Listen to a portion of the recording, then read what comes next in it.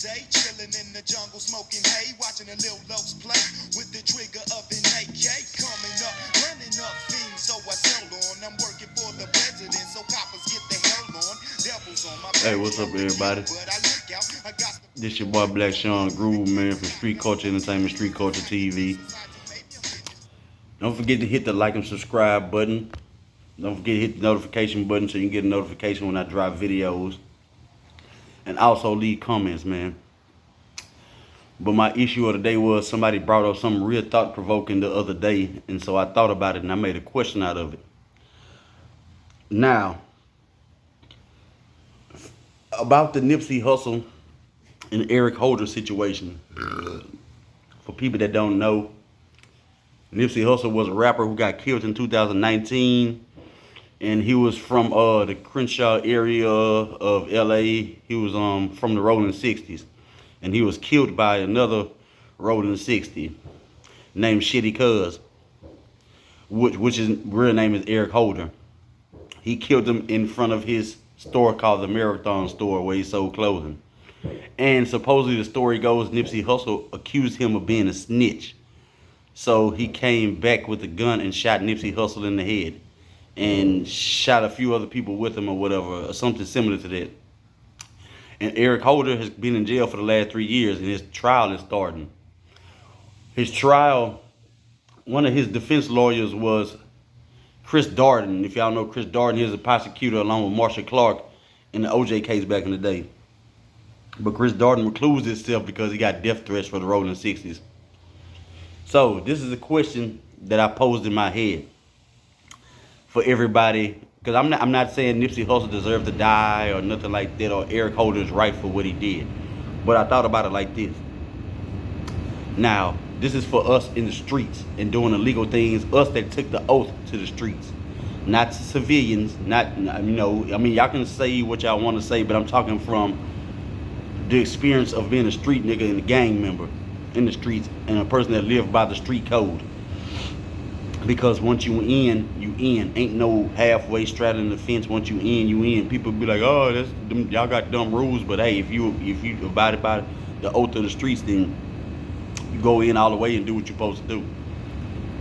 Now, the question I want to know is, was Eric Holder really wrong from a street nigga perspective of what he did and how he handled the situation? Now, in the streets, if you labeled a snitch or a rat, if you label a snitch or a rat and it's not true,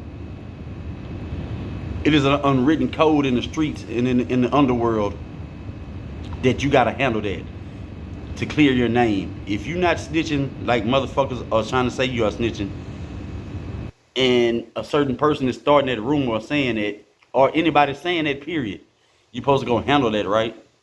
And you're supposed to go handle that to clear your name, even if it means catching another case. Because from a street nigga perspective, once you label me a snitch, you done put a green light out on my life. You basically put a green light on my life, because in most real places, in most places where it's really going down, ain't nobody gonna let a snitch make it a ride or be in the hood. You know what I'm saying? They gonna knock them off, run them off or something. Some kind of violence. And if he was labeled as a snitch, he's been locked up 3 different years. Why hasn't no paperwork been produced? Anybody else that snitches or tells or anything, these rappers, paperwork is produced and put all over social media so motherfuckers know they really snitching. If they really snitching, it's gonna be paperwork and people are gonna say something about it. Eric Holder been locked up 3 years and ain't nobody produced no paperwork that this man was telling or snitching. And if he was, I believe that paperwork would have been produced, man, because this man is from too large of a gang and have too many homies for people not to have information on this man.